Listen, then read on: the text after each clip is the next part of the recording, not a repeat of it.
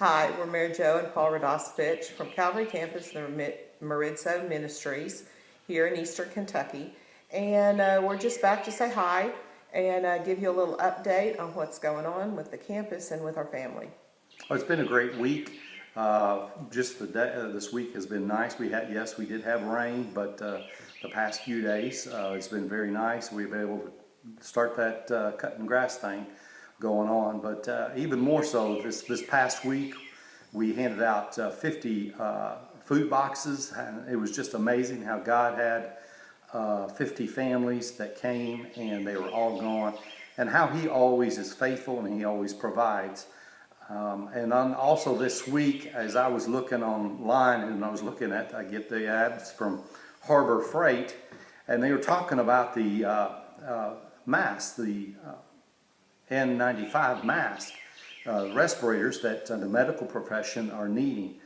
And it dawned on me that we have some here on the campus. And so the next morning, I went around looking for the mask that we have, and sure enough, it is the correct one. And we picked up 1,700 masks that we were able to give to the Whitesburg Hospital, as well as the fire and rescue, which is just right down the street. And it's amazing how God always provides what is needed. And sometimes we just look around our campus and say, hey, this is something that God has, how can we use it? And so it has been a blessing to see how God's hand has moved through our campus this week.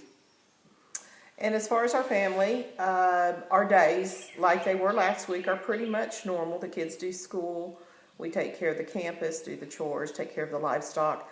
But we are affected. Our kids don't, we have 6 at home now, and that means we've got 7 who don't live at home.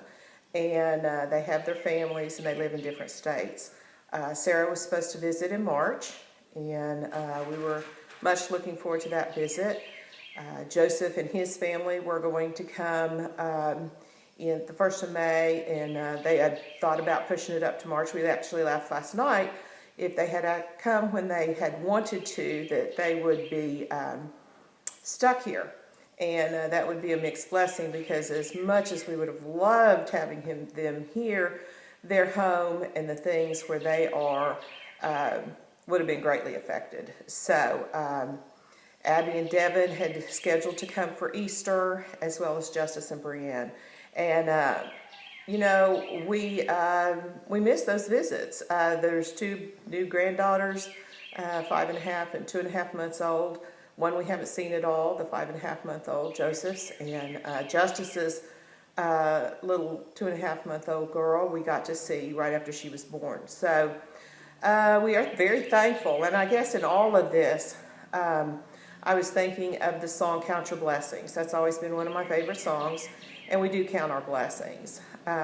We have 13 children, 13 grandchildren, and we don't get to see them right now, but we do have wonderful technology. And as limited as it can be in Eastern Kentucky, at times we are able to polo and hang out and get to see our kids and grandkids, even though we don't get to hug them. So we are definitely counting our blessings.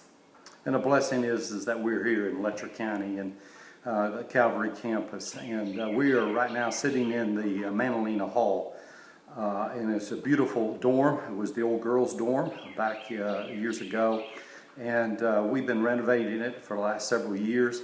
But it's, as I said, it's called the Manalina Hall, and the very 1st of March, Barbara Manalina gave us a call and says that Dan has passed away. He was a very great man. He was fun. Love to hear his stories, just how this campus happened and just what went on. And one of the things is that I really remember, and as Barbara talked to me, is that if there's a song called Trust and Obey. When we walk with the Lord in the light of His Word, what a glory He sheds on our way. Let us do His good will. He abides with us still, and with all who will trust and obey. Trust and obey, for there's no other way to be happy with Jesus but to trust and obey. And that is something that just reminds me of one of Dan, as I will always be singing that song in church, but how he trusted the Lord as he came to the campus. He saw a vision. He trusted and obeyed throughout his whole lifetime. And that's what God wants each and every one of us to do, is to trust him. Yes, we are going through some very difficult times in our world, in our nation, our state. But yet, it goes back to trust and obey, because there's no other way. And that's what just a challenge for you this week, this day, is to remember that God's there, and all we have to do is trust and follow him.